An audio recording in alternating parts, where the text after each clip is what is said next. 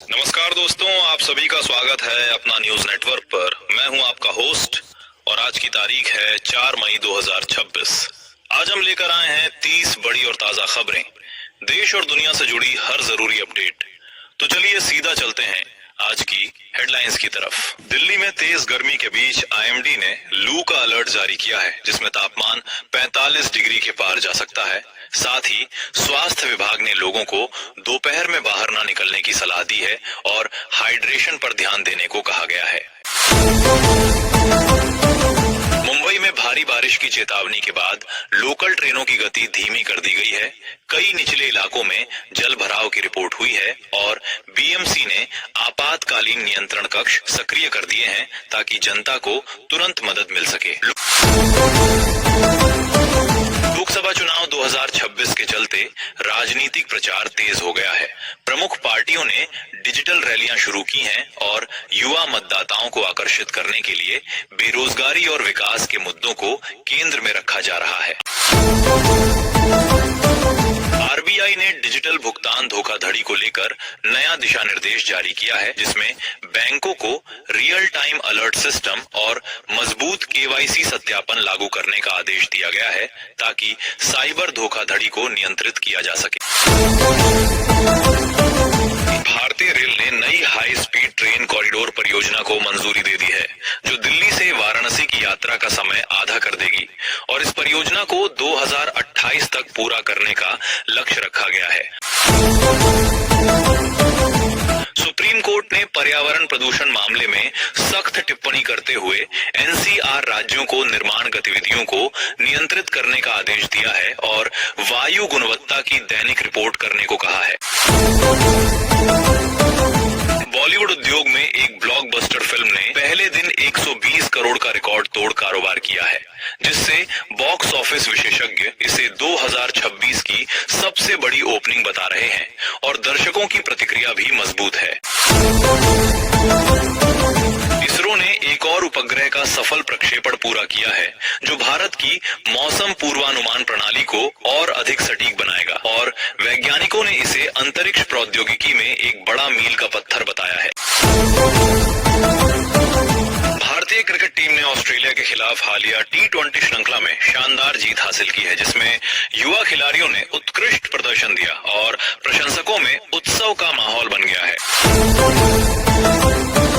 उत्तर प्रदेश में साइबर अपराध गिरोह का बड़ा खुलासा हुआ है, जहां पुलिस ने ऑनलाइन बैंकिंग धोखाधड़ी नेटवर्क को ध्वस्त करते हुए कई संदिग्धों को गिरफ्तार किया है और जांच अभी भी जारी है। टेक क्षेत्र में भारत ने एआई विनियमन ढांचे का मसौदा जारी किया है, जिसमें नैतिक एआई उपयोग और डेटा गोपनीयता को प्राथमिकता दी गई है ताकि भविष्य की तकनीक सुरक्षित रहे। हैदराबाद में एक प्रमुख आईटी कंपनी ने 10,000 नई नौकरियों की घोषणा की है, जो नए स्नातकों के लिए एक बड़ा अवसर है और भर्ती प्रक्रिया अगले महीने से शुरू होगी। पेट्रोल और डीजल की कीमतों में मामूली वृद्धि देखी गई है, जिसके बाद परिवहन क्षेत्र में लागत का दबाव बढ़ गया है और लॉजिस्टिक्स कंपनियों ने किराया संशोधन का संकेत दिया है। किसान आंदोलन को लेकर केंद्र सरकार ने बैठक निर्धारित की है, जिसमें एमएसपी और सब्सिडी संबंधी मांगों पर चर्चा की उम्मीद है और समाधान ढांचे पर काम हो रहा है। मनोरंजन जगत में एक लोकप्रिय ओटीटी सीरीज का सीजन 2 रिलीज होते ही ट्रेंडिंग सूची में शीर्ष पर आ गया है और सोशल मीडिया पर दर्शकों की मजबूत प्रतिक्रिया देखने को मिल रही है। बेंगलुरु में यातायात जाम को कम करने के लिए एआई आधारित स्मार्ट ट्रैफिक सिस्टम लॉन्च किया गया है, जो रियल टाइम सिग्नल अनुकूलन करता है और यात्रा समय कम करने में मदद करेगा। भारत अमेरिका व्यापार वार्ता में नया समझौता अंतिम रूप के करीब है, जिसमें तकनीकी निर्यात और रक्षा सहयोग को बढ़ावा मिलने की उम्मीद है और दोनों देश सकारात्मक रुख में है। केरल में मानसून से पहले भूस्खलन जोखिम क्षेत्रों की पहचान की गई है और आपदा प्रबंधन टीम को अलर्ट मोड में रखा गया है ताकि किसी भी आपात स्थिति को संभाला जा सके। शेयर बाजार में सेंसेक्स ने मजबूत तेजी दिखाई है और वैश्विक सकारात्मक संकेतों के चलते निवेशकों का विश्वास बढ़ा है, जिससे बैंकिंग और आईटी शेयरों में तेज वृद्धि देखी गई है। क्षेत्र में सीबीएसई ने 2026 परीक्षा पैटर्न में कुछ बदलावों की घोषणा की है, जिसमें व्यवहारिक आधारित शिक्षा और क्षमता प्रश्नों को अधिक महत्व दिया गया है। चेन्नई में जल आपूर्ति संकट को हल करने के लिए समुद्री जल शोधन संयंत्र विस्तार परियोजना शुरू की गई है, जिससे शहर को दीर्घकालिक सतत जल आपूर्ति मिल सकेगी। भारत अंतरिक्ष मिशन ने चंद्र अन्वेषण के लिए नया रोबोटिक रोवर डिजाइन प्रस्तुत किया है, जो आगामी चंद्र मिशन में वैज्ञानिक प्रयोग करेगा और डेटा एकत्र करेगा।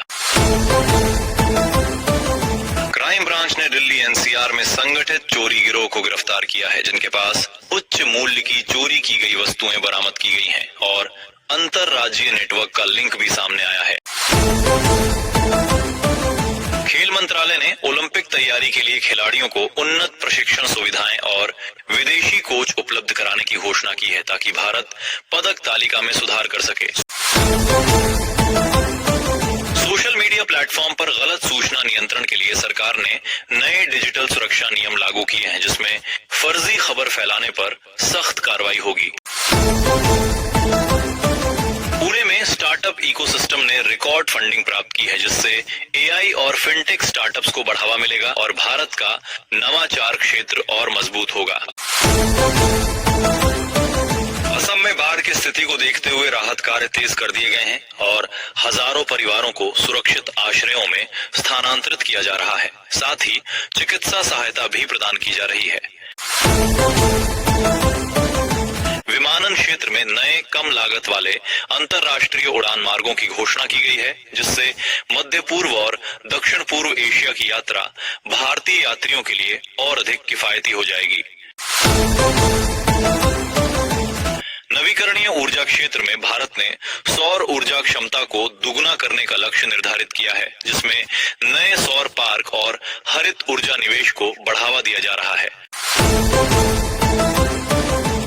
मनोरंजन पुरस्कार समारोह में शीर्ष अभिनेताओं और फिल्मों को सम्मानित किया गया है, जहां आलोचकों और दर्शकों दोनों ने विजेताओं की अत्यधिक सराहना की और कार्यक्रम का भव्य समापन हुआ।